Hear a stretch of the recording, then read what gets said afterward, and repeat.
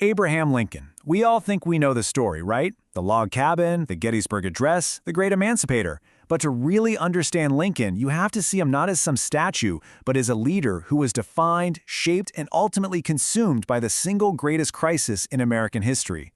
Okay, so picture this. It's your first day on a new job. March 4th, 1861. You've just been inaugurated president, and this is the front page of the New York Times. Impending attack on forts, an issue of force to be precipitated. Lincoln didn't just inherit a country with a few problems, he inherited a country that was actively, literally falling apart before his eyes. And on that very same day, in his first big speech as president, he says this. It's this beautiful, almost desperate plea for peace. He's talking about shared memories, about our better angels. But you have to imagine him saying this while everyone is reading those headlines. The time for poetry was running out, fast. The entire nation was just holding its breath. So how did it get so bad so quickly? Well, the crisis that landed on Lincoln's desk really kicked off the exact moment he was elected. His victory wasn't this big unifying moment for the country. It was actually the final spark that ignited a fire that had been smoldering for decades. Now look at the math here, because this is what's really key. Lincoln won the presidency with less than 40% of the popular vote. It was a crazy four-way race, and he wasn't even on the ballot in 10 southern states. So for the South, this just confirmed their absolute worst fears. This guy wasn't their president. He was a president for the North who had won without any of their support, and he represented a party they believed was going to destroy their entire way of life. And the reaction to his election? It was immediate. Before Lincoln could even pack his bags for the White House, 7 states had already quit the Union. They started their own government, their own country. The United States as a single nation had basically stopped existing. The most important thing to get here is this. The war wasn't something Lincoln started. He walked into a house that was already burning down. So you have to ask, right? Who was this man? This lawyer from the prairies who kind of came out of nowhere onto the national stage and was now somehow supposed to save the entire republic? To understand how he handled this mess, we have to go back and see the world that made him. His story doesn't start with a silver spoon. It starts with, well, chaos. His father, Thomas, lost every piece of land he owned in Kentucky because of bad property records. 0.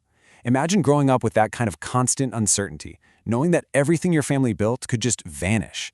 That's what forged Lincoln's resilience and his deep, deep belief in the importance of law and order. And this part of his story is just mind-blowing. The man who would write some of the most powerful words in American history had less than a year of actual formal schooling. His real education came from any book he could get his hands on. He was just driven by this incredible need to learn and to improve himself all on his own. And he actually did it. He pulled himself up from a one-room log cabin to this, a very respectable middle-class home in Springfield. This house is the proof of his success as a lawyer, of his arrival. It's the American dream, built by his own mind, and it's a world away from where he started. But before all this success, a trip down the Mississippi River changed him.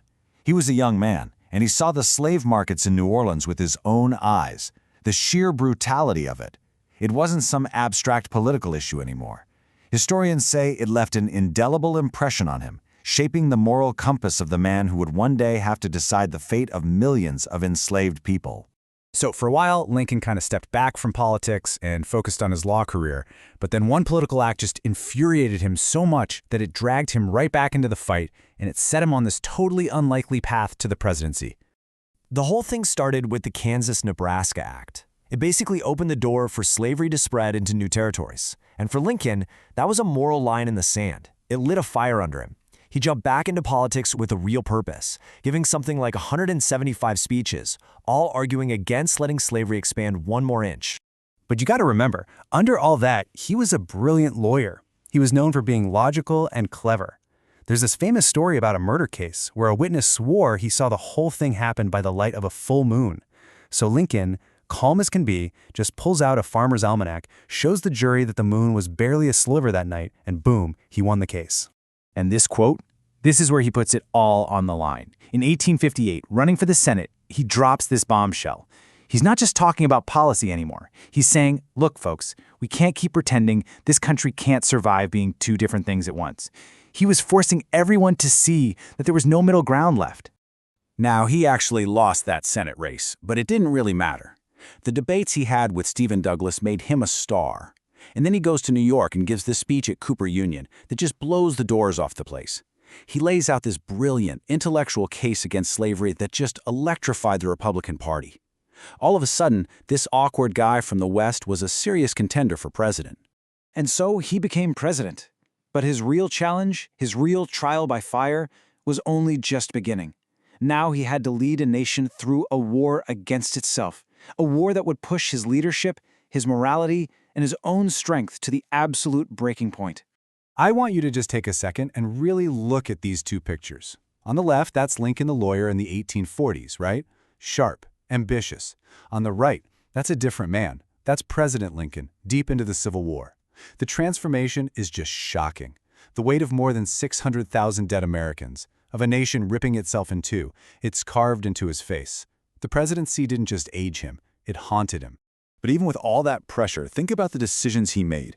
He issued the Emancipation Proclamation, which was both a brilliant military move and a powerful moral statement that completely changed what the war was about.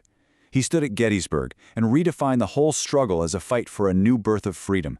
And he fought like hell for the 13th Amendment to make absolutely sure that slavery was gone for good.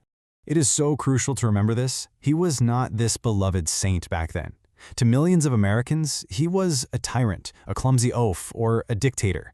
I mean, look at these political cartoons. The press hammered him constantly. They called him the rail candidate, basically a hick, and made fun of him for supposedly sneaking into Washington wearing a disguise. Remember that 40% he won with? Yeah, the other 60% of the country did not see him as a hero. He was an incredibly polarizing figure. And he was way more complex than we give him credit for. In his first big message to Congress, right in the middle of this unbelievable crisis, he says this: "Labor is the superior of capital." I mean, think about that. This is the leader of the Republican Party, the party of industry and banks, saying that the work of the common person is more important than money. It just shows you how much his own difficult upbringing shaped his entire worldview. So he'd done it. He had saved the Union. He had destroyed slavery. His great and terrible work was finished.